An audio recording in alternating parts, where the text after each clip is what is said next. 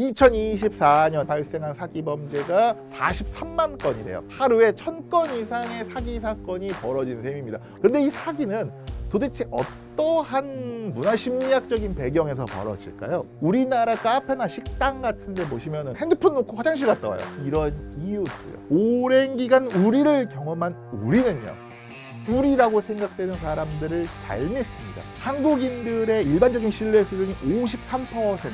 미국은 34%, 일본은 20%. 지하철 안에서 100개 역을 갈 때 다른 승객들이랑 그냥 무슨 이야기를 잠깐 나누거나 어머니 여기 앉으세요, 이런 상호작용의 행동들이 서울은 45.4회, 뉴욕은 26.2회, 도쿄는 6.6회. 우리나라가 일본, 미국보다 훨씬 더 많이 이루어집니다. 잘 믿으니까 사기도 더 많이 당하는 거예요. 역사 유튜버라고 해놓고 지리 이야기를 더 많이 했던 두 선생의 지리공장 아니죠. 두 선생의 역사공장에서는요, 전 세계 각지를 대상으로 심리상담을 해왔습니다. 그거는 제가 아까도 이야기를 했죠. 그런데 갑자기 한국사는 왜? 이미 시중에 많은 한국사 책, 한국사 교재, 문제집, 그리고 한국사 강의, 한국사 유튜브 등등이 굉장히 많습니다. 그런데 많이 소비되는, 대중들이 참 많이 좋아하는 한국사 이야기의 트렌드를 제가 보니까요, 뭔가 감동, 우리는 이렇게 어려운 상황에도 불구하고 이런 역사를 지녀왔습니다, 국뽕아 차올라라. 아니면 장희빈이랑 숙종이 무슨 광해군이 배모 살제를 했네, 치정이 이러네, 이런 식으로 많이 소비가 되더라고요. 그러니까 굳이 치면은 우리가 MBTI 하면은 F들을 위한 한국사, 이 F들을 위한 한국사들이 참 많은 것 같더라고요. 감정적인. 근데 저는 솔직히 이런 거 별로 좋아하지 않습니다. 이게 굳이 치면은 T를 위한, 좀 이렇게 좀 차갑고 이성적이고 뭔가 좀 들으면 똑똑해지는 것 같고 이런 한국사, 이런 거 원하시는 분들도 있을 거 아닙니까? 두 선생이 준비한 한국사 이야기는 뭐냐? 그 컨셉은요, T를 위한 한국사입니다. T, 말 그대로 T를 위한 한국사고요. 굳이 따지면은 똑똑해지는 한국사입니다. 저는 학창시절에 공부를 잘했습니다. 오히려 공부를 잘한 것보다 대학을 못 갔어요. 제가 이제 고대를 나왔는데, 저는 학창시절에 서울대가 아니면 대학이 아닌 줄. 이 뭔 개소리! 가장 좋아하는 과목이 뭐였냐면요, 수학이랑 역사였습니다. 수학이랑 역사가 생각보다 되게 비슷해요. 여러분, 수학 같은 경우를 보실까요? 수학은요, 왜 이런 공식이 나오는지를 이해를 해야 돼요. 그리고 나름 공식들이 있죠. 근해 공식이라든지 그런 것들을 암기하고 나서 다른 문제에도 똑같은 패턴을 파악해서 풀면 돼요. 역사도 마찬가지입니다.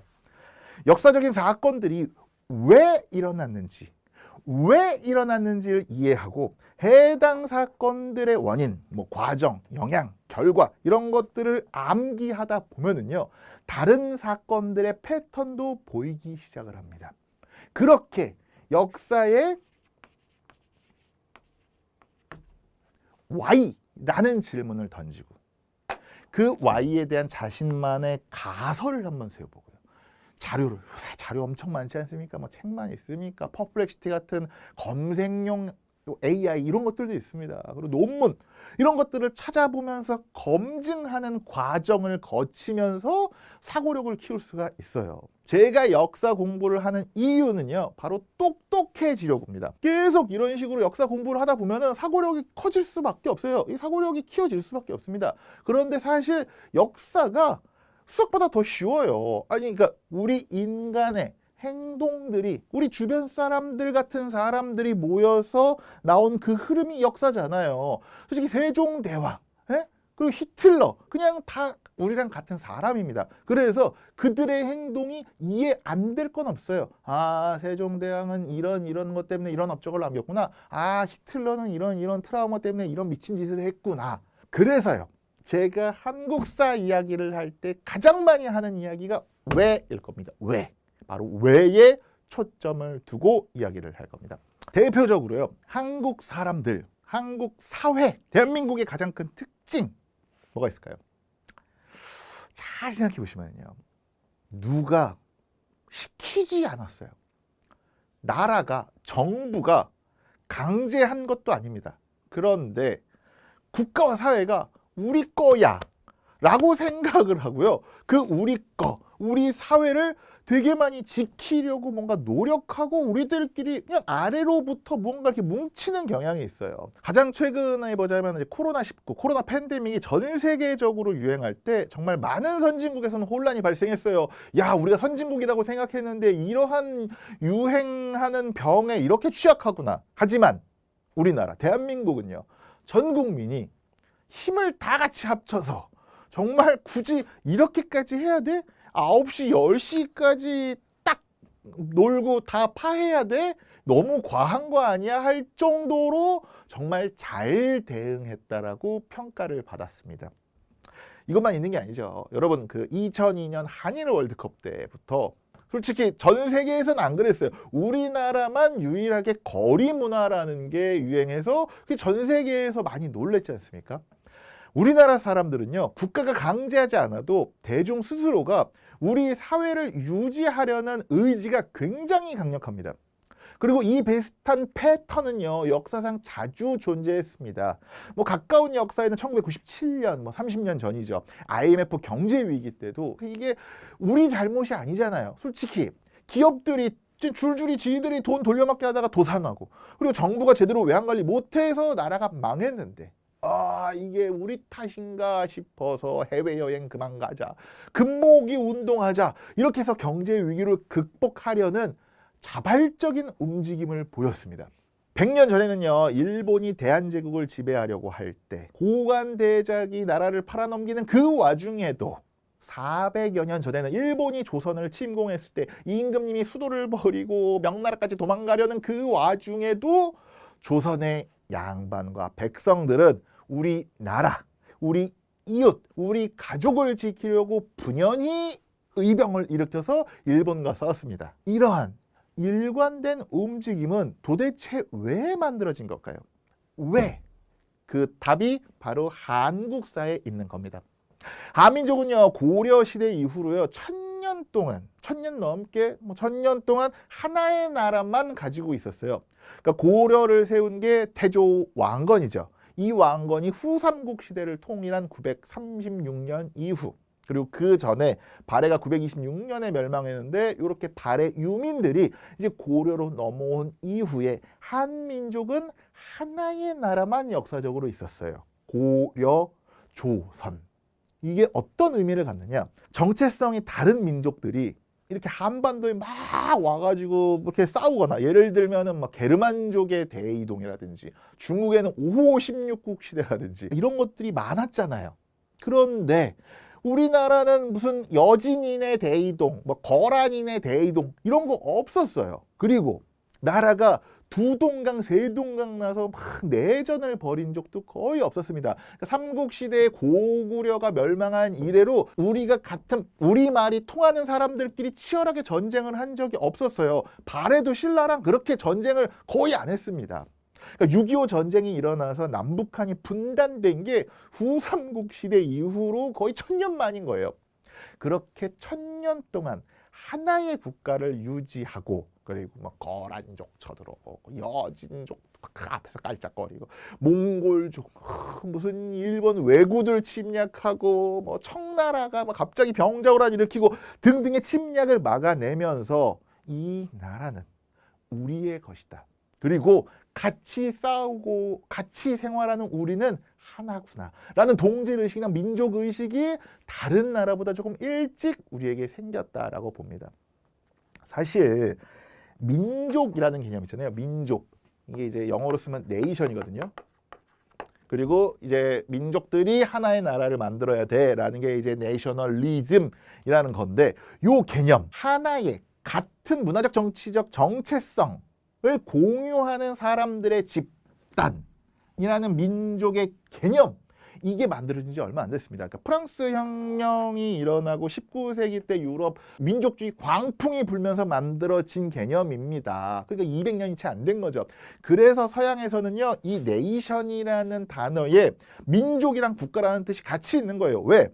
하나의 정체성을 공유하는 하나의 민족이 하나의 국가를 이루자라고 나타나는 게 요 네이션이라는 개념이기 때문이에요. 하지만 서양과는 다르게 중앙 집권화 과정이 상대적으로 빠르게 일어나다 보니 동아시아, 특히 그게 굉장히 잘 이루어진 한반도에서는요, 민족이라는 의식이 수백 년 전에, 그러니까는 뭐 조선시대 그 이전 고려시대 때부터 만들어졌을 거다라고 봅니다. 그래서 많은 외적의 침입에도 우리 조상들이 의병 이런 것들을 조직해서 싸우고 독립운동도 치열하게 진행을 했던 겁니다. 실제로 다른 외국의 학자분들도 한국의 역사를 분석할 때 가장 많이 꼽는 그 한국사의 특징이 뭐냐면요, 왕조의 수명이 굉장히 길다예요. 조선 왕조 500년, 고려 왕조 500년, 통일 왕조만 1000년이에요. 그리고 그 500년 사이의 왕조 교체도요, 다른 나라에 비해 되게 평화롭게 이루어져요.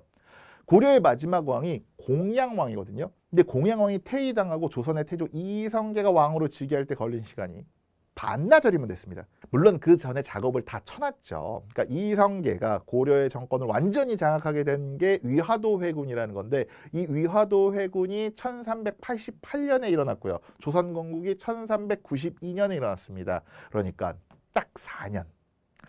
500년 동안 지속된 고려 왕조가 이성계라는 새로운 왕을 받아들이는데 걸린 시간이 딱 4년이었던 겁니다. 그리고 이게 최영, 정몽주 같은 위인들이 막 죽고 선주교에서 죽었다, 최영이 숙청당했다, 이런 이야기들이 이게 자극적으로 우리한테 받아들여져서 그렇지, 기본적으로 고려에서 조선으로 넘어갈 때 고려 말에 이제 신흥 지배층이죠. 신진사대부 상당수가 그냥 조선의 지배층으로 쭉 이어집니다. 전국에서 막 대대적으로 막 고려 부흥 운동, 막 반란 이런 거 안 일어났어요. 그냥 고려가 망할 때가 돼서 망했나 보다, 나라가 바뀔 때가 돼서 바뀌었나 보다 싶어서 자연스럽게 넘어간 거예요. 이때만 이런 게 아니에요. 신라에서 고려로 넘어가는 그 과정에서 우리가 후삼국 시대라는 게 이제 900년부터 936년까지 한 36년 정도의 혼란기를 겪어요. 솔직히 이때 무슨 전투 전쟁도 많았고요. 사람도 많이 죽었어요. 하지만 큰 틀에서 봅시다. 우리가 고려가 후백제를 멸망시키고 후삼국을 통일하기 전에요, 36년 중에 그 절반의 기간 동안 그 이전의 왕조였던 통일신라 있죠. 이 신라 왕조를요 17년 동안 보호해 줍니다. 17년 동안. 그러다가 935년에 자연스럽게 고려가 신라를 흡수해요. 흡수를 합니다. 흡수합병 M&A 한 거예요. 신라의 왕족이 경주 김씨죠. 이 경주 김씨가 대대적으로 막 학살되고 그런 거 없어요. 그냥 자연스럽게 고려의 귀족이 돼요. 그래서 그런 얘기 들어보셨을 겁니다. 한국사 공부하다 보면은 신라의 마지막 왕인 경순왕이 다 통일이 되고 나서 고려, 그러니까 경주 지방의 사심관으로 임명이 되었다. 그리고 경주 김씨는 자연스럽게 그냥 고려의 귀족으로 편입이 되고, 여전히 경주 김씨는 우리나라에서 굉장히 많은 인구를 차지하고 있습니다. 경주 김씨 조선시대 때부터도 계속 다 잘 나갔어요. 이게 뭐가 다르냐? 다른 나라의 역사에서는요, 왕조가 바뀌고 나라가 바뀔 때 기존의 왕족, 귀족 막 대규모로 숙청되는 일이 허다해요. 그리고 아예 그 땅에 살고 있는 원주민들을 학살하는 인종청소 과정도 굉장히 자주 일어나요. 그런데 한반도의 역사에서는요, 그런 과정이 1000년 넘게, 그러니까 676년 이후로 거의 일어나지 않습니다. 그러한 안정적인 정체성의 유지가 지배층인 귀족, 양반들부터 피지배층인 일반 백성들까지 우리나라, 우리 사회, 우리 이웃은 하나라는 우리 의식을 일찍부터 만들어주면서, 오죽하면 우리나라 사람들이 나 안 쓰잖아요. 내 거 이런 말 안 쓰잖아요. 다 우리잖아요. 제가 오늘 우리라는 말을 몇 번을 썼겠습니까? 우리.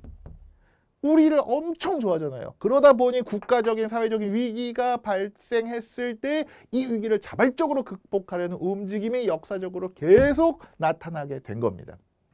그래서 역설적으로요, 우리나라에서는요 사기 범죄가 되게 많이 일어난대요. 뭐 갑자기 사기 이야기를 하느냐. 2024년 작년 한 해 동안 발생한 사기 범죄가 43만 건이래요.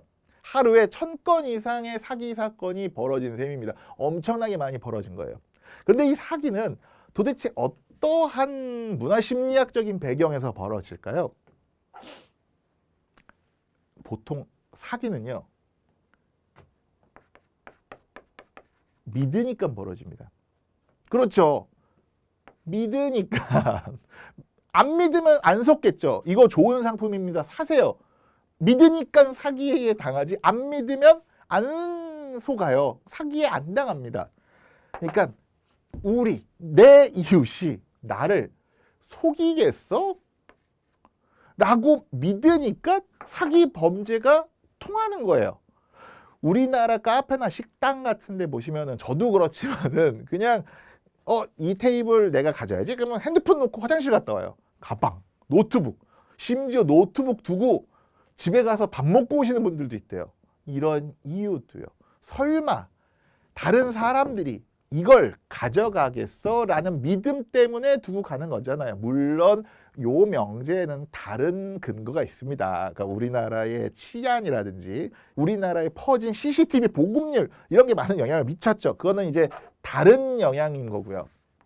근데 지금 우리가 그 얘기를 하는 게 아니니까, 기본적으로 우리나라 사람들이 우리나라 사람들을 잘 믿습니다. 왜?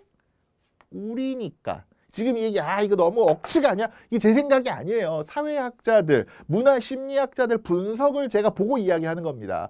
그 사회학자인 사토 요시미치가 한국이랑 미국, 일본을 비교한 연구에서요, 한국인들의 일반적인 신뢰 수준이 53%다. 미국은 34%, 일본은 20%. 훨씬 낮죠. 도쿄대 사회심리학 교수인 하리아타 모토코가요, 2010년, 뭐 조금 옛날 겁니다. 요새는 좀 많이 떨어졌겠죠. 근데 2010년을 기준으로 해서 서울, 뉴욕, 도쿄 지하철에서 상호작용을 분석해 봤다고 해요. 그러니까 지하철 안에서 100구간을 간다. 100개 역을 갈 때 승객들 사이에서 상호작용이 얼마나 일어날까? 서울은 45.4회, 뉴욕은 26.2회, 도쿄는 6.6회. 상호작용이라 하면 다른 승객들이랑 그냥 뭐 이렇게 이야기를 잠깐 나누거나, 뭐예요? 뭐 이런 거나. 그리고 자리를 양보하고, 어머니 여기 앉으세요. 이런 행동들, 상호작용의 행동들이 우리나라가 일본, 미국보다 훨씬 더 많이 이루어집니다. 왜? 우리니까. 오랜 기간 우리를 경험한 우리는요, 우리라고 생각되는 사람들을 잘 믿습니다. 잘 믿으니까 사기도 더 많이 당하는 거예요. 여기에 취약하구나 하니까는 범죄가 글로 많이 몰리는 거죠. 재밌지 않습니까? 이게 억측이 아니라 학자들이 다 분석한 내용들을 제가 지금 전달해 드리는 거예요. 혹시라도 사회 과목, 역사 과목 싫어하시는 자녀분들한테, 한국사 공부하기 싫어하는 자녀분들한테 이 영상 꼭 보여주세요. 한국사가, 한국 이야기가 이렇게 재밌다고요.